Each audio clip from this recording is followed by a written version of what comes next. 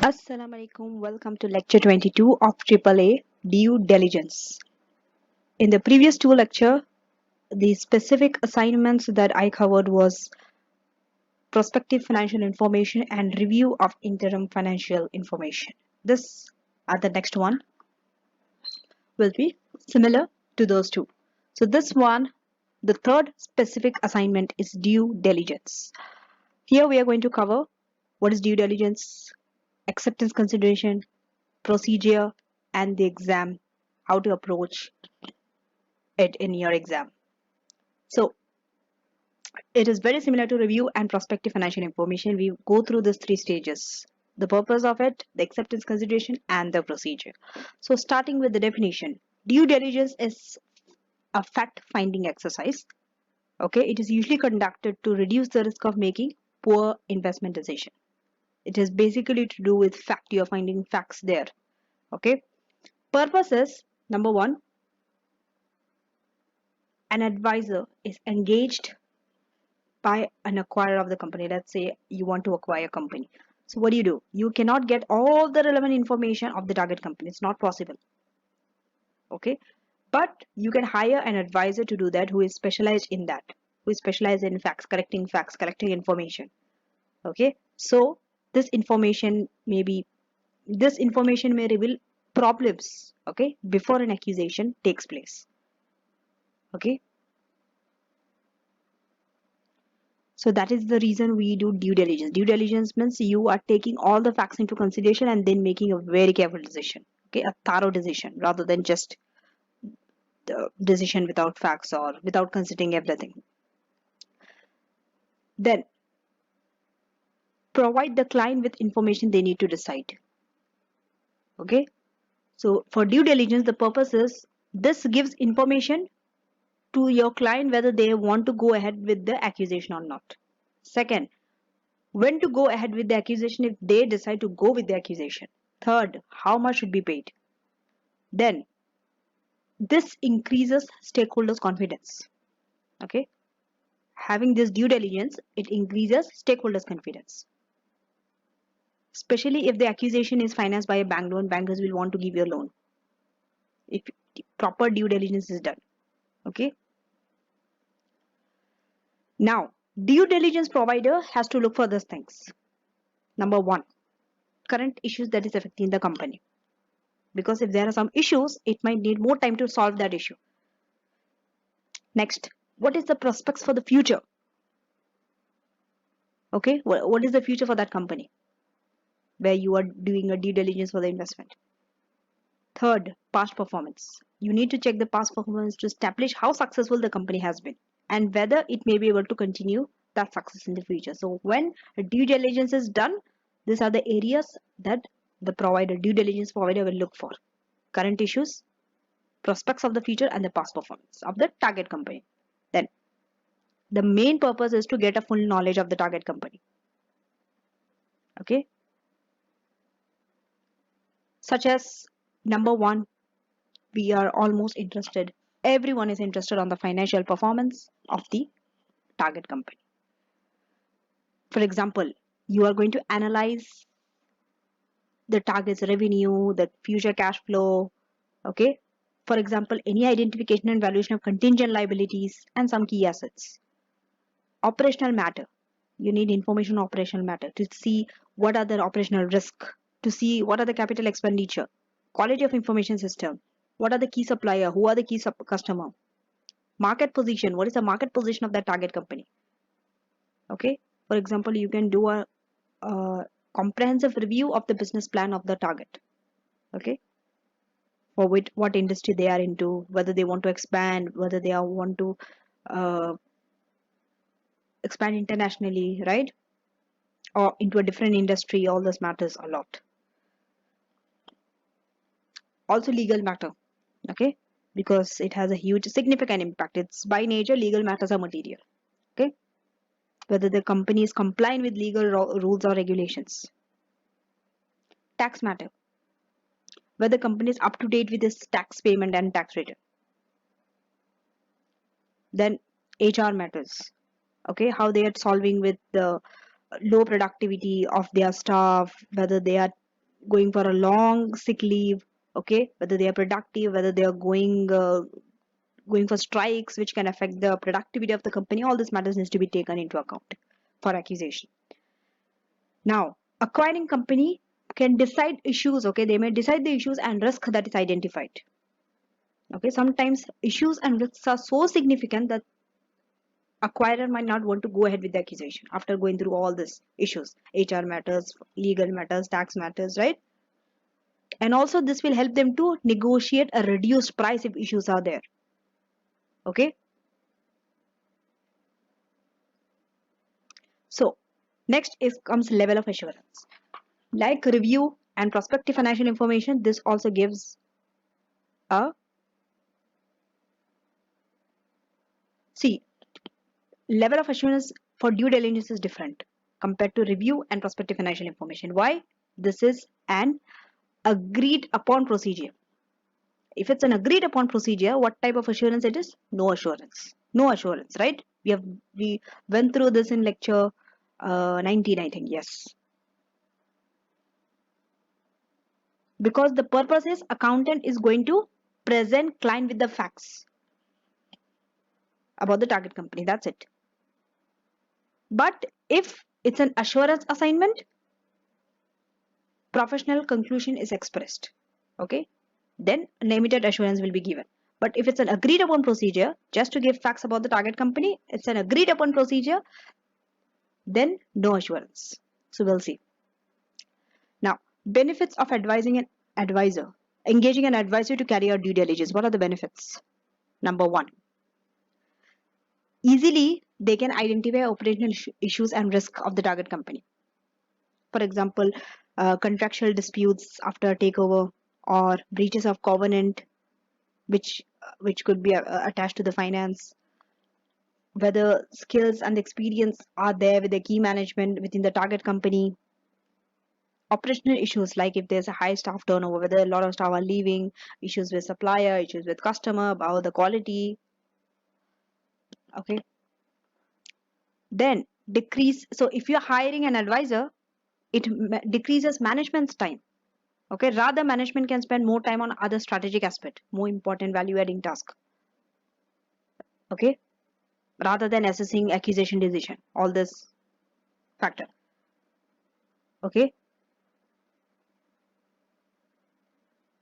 But remember, due diligence review can be done internally by the management also, the one who is going to acquire. But because this is time consuming, okay, and sometimes you might not have the knowledge also, wider knowledge you might not have. That's why it's better to hire an advisor to do the due diligence. Okay. And also they can give you an impartial review also. Your review might be partial, but might be biased. Okay. Liabilities evaluated and identified. Another benefit. Okay. If there is any liability, for example, contingent liability that can have financial consequences, okay, later on, you can easily identify and evaluate that. Okay. Because this affects the price that you have to pay to the target company. Okay. Next benefit is identifying assets not capitalized. Some assets are not recognized, as according to SBR we know that, right? IS 38, intangible assets which are internally generated, like brand that you have generated internally, you cannot capitalize them in the financial statement. But just because you cannot capitalize something, just by looking at financial statements, you don't know their value, but still they are very important when you are purchasing. Because some companies like Google, Apple, where does their expertise lie? The market capitalization hugely lies. 85% of their value comes from intangible assets, not tangible assets. Okay, especially tech companies. Tech companies are very known for it. Most of their values are shown less, in fact, in the financial statements because most of them are internally generated intangible. Okay, but it affects the purchase decision. Gathering information. Again, external advisor can gather more relevant information because they have their expertise in that. It's just not that your company they are gathering information. They have done it for several other companies similar to your company. If they have done it, it's more beneficial. They can do it more faster more efficiently, which reduces the cost that you have to give them, the fees, compared to if you were doing it. Enhance the credibility of investment decision also. When a due diligence is done on information, it increases the credibility. Okay. Now, planning the accusation. Next, accusation could be planned. Okay. For example, due diligence provider is not only they are giving facts, but still they can advise also on the to the management how the change needs to be done. Okay. For example, after accusation is done, who will be the staff that you will retain? Who will be the staff that you are going to make will be made redundant? How will the group will be structured? Okay. Things like that. Claims made by the vendor can be substantiated. For example, future order levels and current finance agreement. Then evaluation of possible post-accusation synergies. Okay, if you have gone through my AFM lecture, we have a whole separate topic on accusation and mergers only. How do we value a company? What is synergy? The different three different types of synergies. But since this is AAA, it is not so much needed. Okay, the detail is not needed. Just understand synergy means the combination when you combine. Okay, the benefit is more than if the two companies were working independently separately. Okay, if you add the two companies together, the sum of them will be more than, I mean, the value of the after acquiring. Okay, when it becomes one company, the value of that one company will be more than the two companies when you the sum of the two companies added together. For example, 2 plus 2 is equals to 5, not 4. Why? That one additional is known as synergy. 2 plus 2, 2 is 4, I know. That one additional, why 5? It is synergy. It comes from synergy. Okay, so you have to evaluate that also. Economies of scale also you might get. For example, duplication of work is reduced. Two companies might be having same, they might be having a finance department or accounting department or HR department. Now you can reduce, it becomes one. So economies of scale, cost reduces. Okay, sometimes cost will be more also in some areas. So here also the advisor can guide how many staff needs to be required, how the hiring should be done. Okay,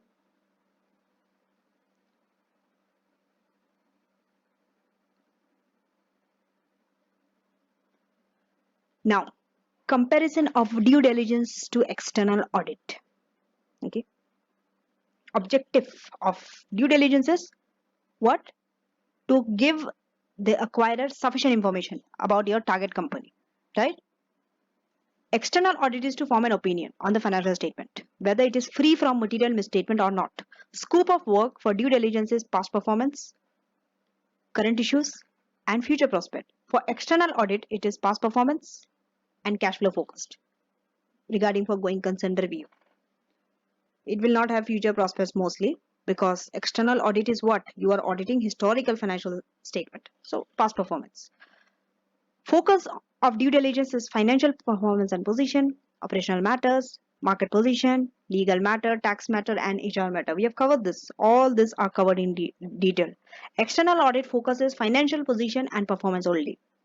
Level of assurance is limited, and for external it is or no assurance, depending on the nature, the type of due diligence, whether it is to give assurance, whether it is an assurance engagement or an agreed upon expense.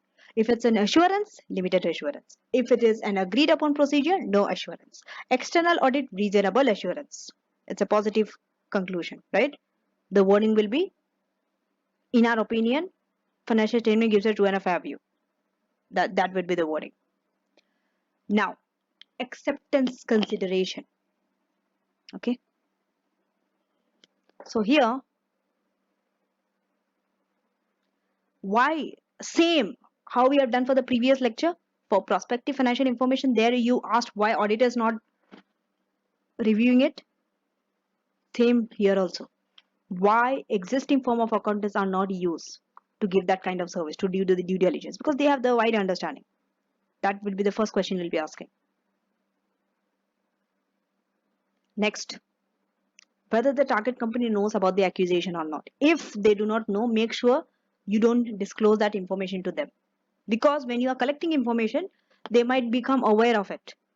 of the accusation going on. Third, whether the accusation is a hostile takeover. Because if it's a hostile takeover, not a friendly takeover, what happens is you might not easily get the information. You might not get the sufficient appropriate evidence from the target company. They will not give you. Then the scope of due diligence. For example, whether it is a limited assurance or an agreed upon procedure. Okay. Or whether the due diligence is only on financial matter or on other matters like legal, operational, HR, tax, like that. Okay. Then the reason for the accusation. Why accusation is, what is the reason? Because depending on the reason only, you will collect the information. Deadline for the report. Okay. Then ethical threat. These are very common. You will see any engagement will have this deadline of the report, scope of the engagement, ethical threat, reason for this, right? Ethical threats. Why?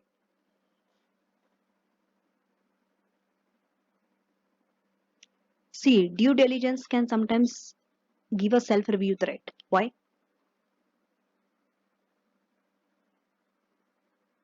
If you are valuing the target company's assets and liabilities, okay, and later on, if the audit firm then audits those assets and liabilities, which has been purchased by the audit client, because once you purchase, let's say your client has purchased, so now they are becoming one country. Earlier it was not your client, it's fine. You were independent of the company, of the target company where you were doing due diligence. Now let's say your client has purchased them. Okay. So it's like you have valued them, now you are reviewing your own work, self-review. And sometimes when assets are overvalued, audit firm might not want to bring this to the client's attention. Procedure. Same like review and this one. Prospective PFI. There also analytical procedure and comparison and inquiry of management. These three are heavily used here also. It is like that. Okay.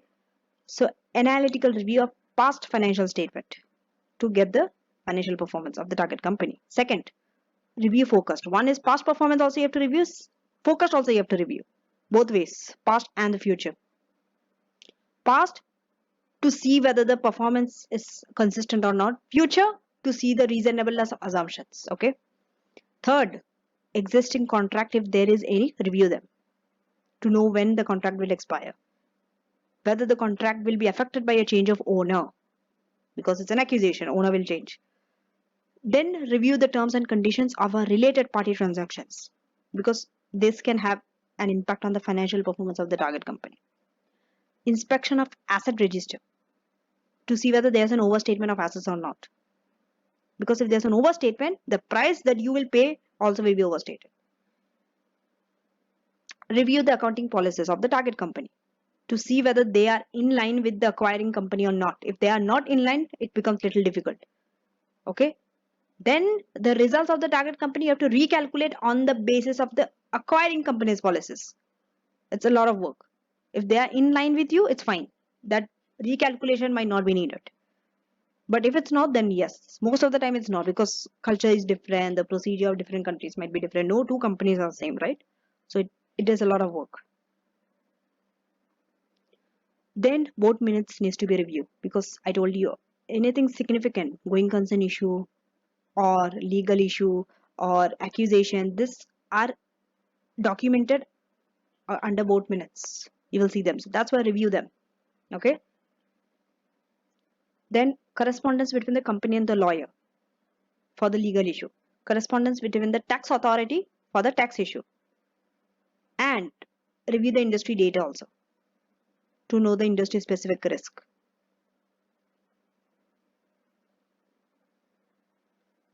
Now, from the exam's point of view, how do you approach this question? Often exam questions asks procedure for due diligence. This is often asked. Okay. So when you write in due diligence, make sure information is relevant to the client's investment decision. Okay. So one way to approach this question is to put yourself in the position of the client. For example, what would affect your decision? What would make you want to go ahead with the accusation? What would make you think it's not such a good investment? Think from your perspective. You will get the points. Examples like this. Let's say if there is any legal actions, pending legal actions that can have a material impact, you might not want to go ahead because it is, let's say there's a court case that which you are likely to lose. Maybe your customer has claimed a case, supplier has claimed a case against your competitor, whatever. And there's a high chance, 80% chance you're going to lose the case. So it is your reputation is going to suffer. Okay. So you acquiring a company like that will also damage your reputation. So all these things you need to take care. Next, outstanding tax investigation. Tax is a very material, a huge expense. Okay. Declining market. If a market is declining, would you want to join with them? No. You obviously want a market where you can see a growth. Increasing competition. Competition where it is increased, we will not want to acquire. Damage to reputation, as I told you. Old assets in need of replacement because it will have an impact on depreciation. Declining financial performance, no one wants to join them. Quality issues. Reliability of assets valuation, because this will have an impact on the price that you have to pay. Next, completeness of liabilities. Sometimes they might hide liabilities, right? Target company's financial statements might not show all the liabilities. You have to see to that. Then human resource issue. This also something from financial statement you cannot understand. For example, whether there's a lot of strike going on or whether they are not so motivated, they're leaving, right? So some questions will focus on specific, okay, information for specific assets rather than the whole company. So if it's for specific asset, basically they're asking you audit procedure. It has to be very similar to your audit procedure. We have covered, right? Audit procedure for specific element, audit procedure for intangible assets, for tangible assets, for financial instrument, for tax, for in so many areas we covered in my audit procedure lecture. Same way, for example, they might ask questions on let's say procedures to value an internally generated intangible asset which is not recognized in financial statement, right? It could be. So in this case, you have to perform procedure for what? Intangible assets, internally generated intangible assets. Okay, now we'll be doing a question, and with that we'll summarize the entire lecture. Test your understanding one. So this question, we have two requirements, actually three, but the first requirement I'm not answering it because you can do it on your own. Okay, that is about define due diligence and nature and the purpose of due diligence for 3 marks. It's a knowledge based question, okay, which you can get it from your textbook or even my lecture. My focus is on part B and C. B is about acceptance consideration, okay, when you are going for a due diligence. For MCM, that's the company, 5 marks, and the remaining 7 marks is for the procedure of due diligence. Before that, we need to read a little bit of the case study. So this case is about one company obviously taking over another company. But first, let's understand the line of business they are into. Okay, Duncan, he's the chief finance officer of Plaza. So Plaza is the company who is going to acquire MCM. MCM is a target company, and you are a manager of Endo. Okay, so Duncan is into the company Plaza is into is a major food retailer, and it has a chain of national supermarket. Okay, it has extended its operation both in Europe as well as Asia. Okay, now the company that they're hiring, target company MCM, is into training. Okay, training in management, communication, and marketing to their corporate clients. Okay, so they also have operations national as well as international. Okay, they have multinationals as well. Okay, and they are wholly owned by Frontiers. 100% they are owned by Frontiers. Okay, they are wholly owned by Frontiers, who is into international publisher of textbook. Okay, and their shares are quoted on recognized stock exchange. MCM has a national as well as international business. Can you see it is very much aligned with Plaza? Even Plaza has business in Europe and Asia. Okay, national and international. MCM also has the same. Now, little bit of statistics. National business has 11 training center, while international has 5. Okay, the first paragraph is for national, second paragraph is for international. They have showed you the revenue and profit before tax. So revenue is 12.5 from national, whereas from international revenue is 6.3. And profit before tax for national is 1.3, for international it's 2.4. Okay, and the premises that are owned by national, they are either owned or long-term leases, but for international it is mostly leased. Okay, and national has full-time employees, whereas international mostly have freelance consultant, majority of it. And additional thing is in international trade, okay, there's an international trade receivable of 3.7 million. Okay, so we just went through all the important pieces of information needed. First, this is understand this is accusation. Okay, so you need to understand what you need to consider before going for accusation. I mean, when you're doing due diligence, whether you have to do a due diligence or not, and the procedure. Okay, the list has more than the marks that is given. Here it is 5 marks, so 5 points. Here 7, so 7 procedure. But in your answer, there are more than that. Okay, but limit yourself to the number of marks given. But since for study purpose, going through all the points is good. Okay. Now let's go through acceptance consideration. I'm ignoring part A and directly going to part B. Okay. Always write the points in different subheadings. Okay. And then explain. So a point you need to identify, then explain. A point, then explain. Okay. And please understand,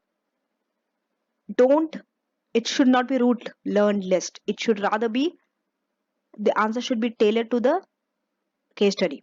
For example, understand that you are not the auditor of the company in which you are told to do due diligence. You are someone else. Okay. So if you assume that you are the Plaza's auditor who is going to do due diligence also, will not give you a lot of marks because you are not the auditor. You are the auditor of Duncan. Okay. Some other company. So accordingly, your answer will depend on that. Okay. So these are the things that needs to be considered. If you have seen my lecture on review as well as prospective financial information, you will see the same thing, same consideration. What is the purpose of the engagement? What is the information about Duncan? Then what is the scope of this review? Then what is your competence and expertise of the practitioner? Resources available, trust, objectivity, and independence. All these are very common points. Okay. Rational, why accusation is needed. This might be specific to the case study, right? Then relationship between Plaza and MCM. Because it's an accusation, you need to know relationship. Okay. Then time available. Then access to information. So you see there are more. Then degree of secrecy required. Their current auditor. Communication with the current auditor.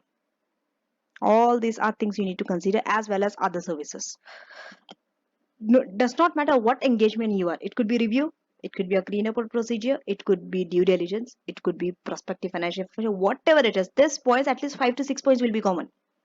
Competence, then threat to objectivity, then communication with the auditor, then other services. These are very common. Okay, so you can pick up these common points and explain. And part C will not touch here now. It's procedure. We'll leave it. Finish with B first. I know it's a long list, but write any 5 points. Okay. So first, information. Okay. See, it is the chief finance officer Plaza who is chief finance officer of the company Plaza, who is telling you to review, right? But you have to see whether he has the authority also. Does he has the authority to approach and tender to undertake this assignment? That you have to see. Number one. Number two, purpose of the assignment. So what is the purpose of the assignment?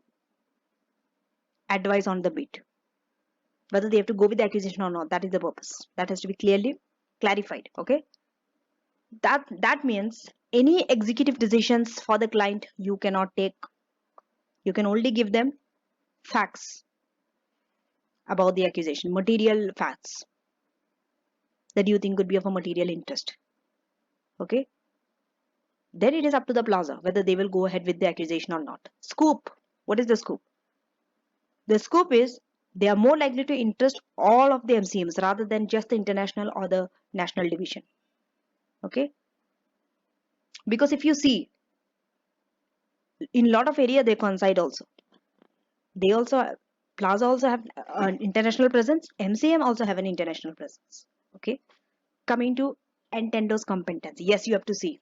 Since you have not done a due diligence before, you have to have competence in doing due diligence. Okay. If, remember, if Nintendo does not have the due diligence, you should not accept the engagement. Okay. If there is no experience in due diligence, you should not undertake engagement. Then comes resources. What is the resources? See, this is an international company, right? So let's see whether the firm has representative officers in Europe and Asia to investigate MCM's international business. You need some officers there also, right? It's not possible for you to go around all the places and check the international business. So if you have some officers there also, it's easier. That is called you have the sufficient resources. Then trace to objectivity. You have to see whether Duncan is closely associated with a partner in Nintendo, or Nintendo is the auditor of Frontiers. Frontiers means the owner of the MCM, right? For example, if you who has been hired, okay, who have been asked to do a due diligence, if you're the auditor of your target company and in your target company only you're doing due diligence, being the auditor of that company, then it's a threat to objectivity and independence. Or if you are connected, or if the person who is doing due diligence, for example Nintendo, if it's connected with the company Duncan, okay, then it's an issue. I mean, Duncan is the person, whether he is closely connected with Nintendo or not. That means the person is doing due diligence and the company for which he is supposed to do due diligence, if they are closely connected, that means he might be advertising for that, or he might be promoting, he might be advocating that person's position, right? See, tutorial note, this is for, it's a warning sign. Okay, candidates will not be awarded marks for going into autopilot on independence issue. Don't just start listing independence issue. For example, some of you might say Nintendo, okay, the practitioner holding shares in MCM target company. It's not possible. If you tell that they might hold shares in MCM, it's not possible. Why? It is wholly owned. That's why I read the case study very carefully. Each word counts. They have told somewhere it is wholly owned by Frontiers. So it is not possible that Nintendo could have shares in MCM, the target company. Now coming to the rationale for accusation. This is something specific to the case. Okay. So it is significant that MCM operates in the same areas as Plaza, territories as Plaza. Okay, same location. Quite possible because he's also international, they also have international presence. And maybe Plaza wants to provide training programs, right? So if Plaza wants to do that, acquiring MCM is way better because they are into the training program, right? Now, relationship between Plaza and MCM, the target company and the acquirer company. So it could be possible that Plaza might be a major client of MCM. Maybe Plaza is currently taking training from MCM, right? Or Plaza is currently outsourcing training to MCM. Maybe all the training of Plaza is done to MCM. So acquiring their client would give them training in-house rather than outsourcing them to MCM. Now they can train in-house. It's way better, right? Now, time. If there is a shortage of time, then they will not be likely to get sufficient facts. Okay? Because you need sufficient time to find all the facts. Access to information. If access to information is not given, it will lead to disclaimer of opinion. Okay? So that's why if there's a restriction, you should not do that engagement. Then degree of secrecy. As we this is beyond the normal duties of confidentiality. That means while collecting information, okay, from the target company, you should make sure that the staff of the target company does not know about the accusation, proposed accusation. You should not disclose this information. Okay. Then Plaza's current auditor. You have to ask this question, why the current auditor is not doing the due diligence? Because they are more capable of undertaking the group audit. That means for all the companies in the relevant countries, they can do the group audit. They are responsible also and they are capable also. So why not them? Then comes communication with the current auditor. Two things you have to communicate. And tender should communicate with Plaza's current auditor for two purposes: to know the nature of the work, second, whether they should accept the engagement or not, and other services. It's quite possible, right? Because because Plaza is a new client for Nintendo, maybe years later, or they might get an opportunity to offer external audit or other services like internal audit also. Could be possible. Now coming to the procedure. If you see the procedure, okay, see, this procedure should not to, this is not to test completeness, accuracy of financial statements. No, that is done in audit.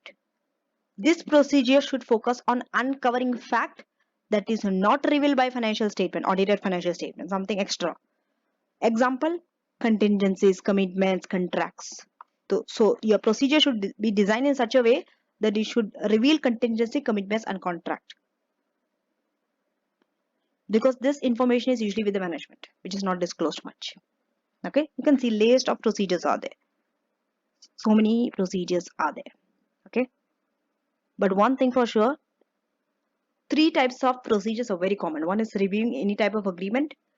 The other one is inquiry of management. The other one is compare, to do calculation, recalculate or compare. That is analytical procedure. This is very common. So you see, review management contract, review lease contract, inquiry of management, inquiry of management. I'm just showing you how many times is repeated, inquiry of management. Review board minutes, because significant information comes through board minutes.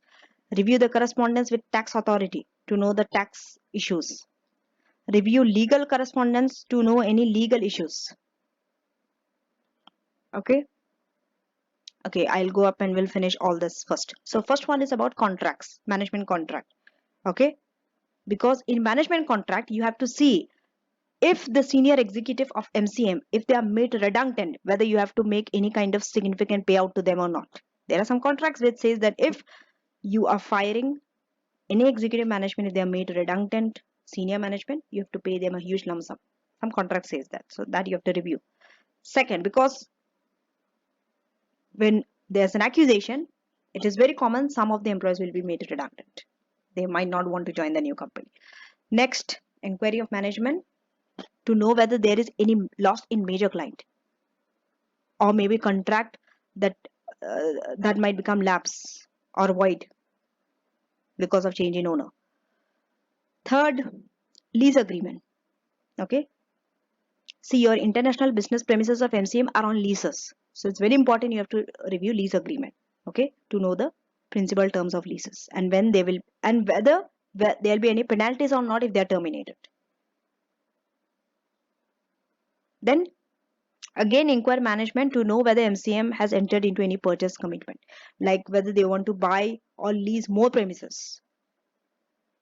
Then inquire management of the who the best trainers are that Plaza should seek to retain.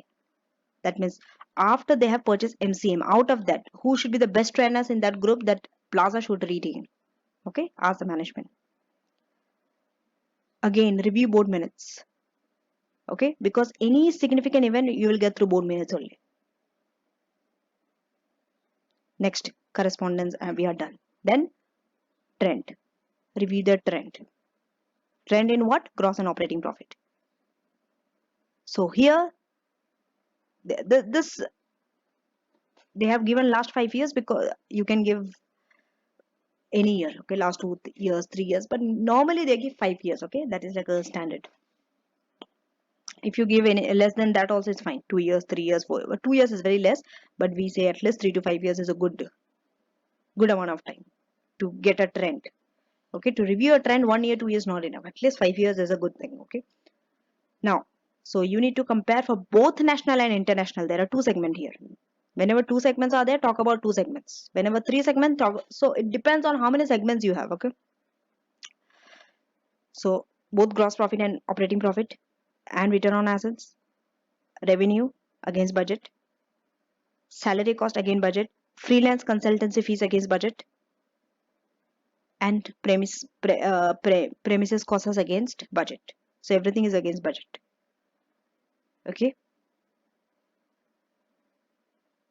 So for example, with premises comes depreciation, then it comes lease payment, then comes maintenance, all this cost comes. Now you can review projections based on future profitability. For example, operating profit divided by sales, operating profit margin. Okay, this how they've calculated. See, here they have given you, go back, they have given you the sales for national and international as well as profit before tax. So for international I will show you, for national you will be able to do it. Profit before tax was 2.4 divided by sales, which is 6.3 for international. Okay, so you will get 38.1%. If you do same for national, you will get this percentage. How will you get for overall? Just add both the revenues. Okay, that means revenue should come from national as well as international. Add both the revenues, and profit before tax also add. Profit before tax, add both national and international. Then this, whatever you get, divide by revenue. Profit before tax divide by revenue. Right? Overall profit before tax divide by overall revenue will give you 19.9%.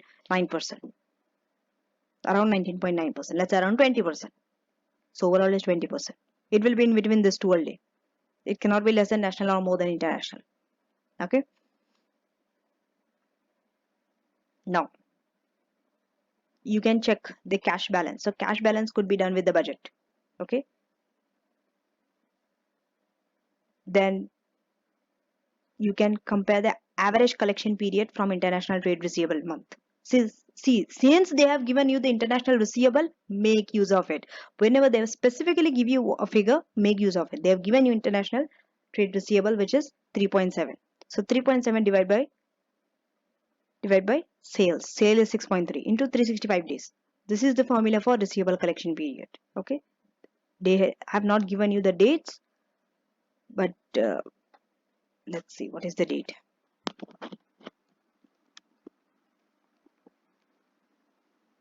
So 214 days. Okay. It is 214 days.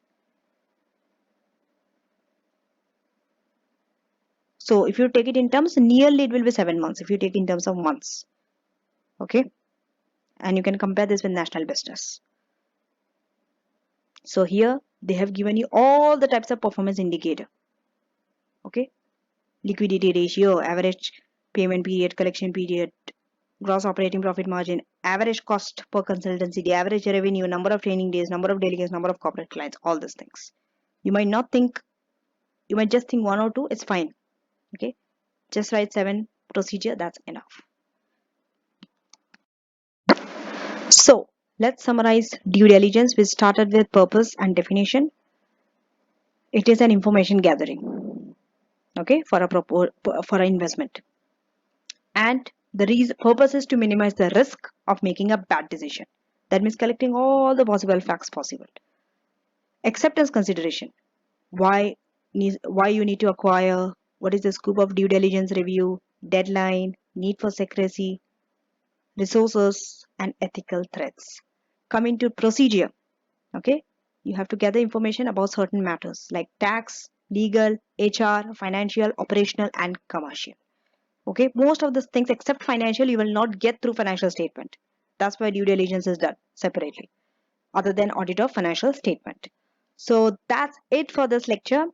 Thank you for watching, and I shall see you in the next lecture. The next lecture is on forensic audit. Yes, fraud investigation and insurance claim verification. That's also another type of specific assignment, which comes under the big heading specific assignments only. That means other than audit. That also will follow a similar strategy like this. purpose, acceptance, consideration, and procedure. So make sure that you do all the questions in your revision kit until now, and I shall see you in the next lecture.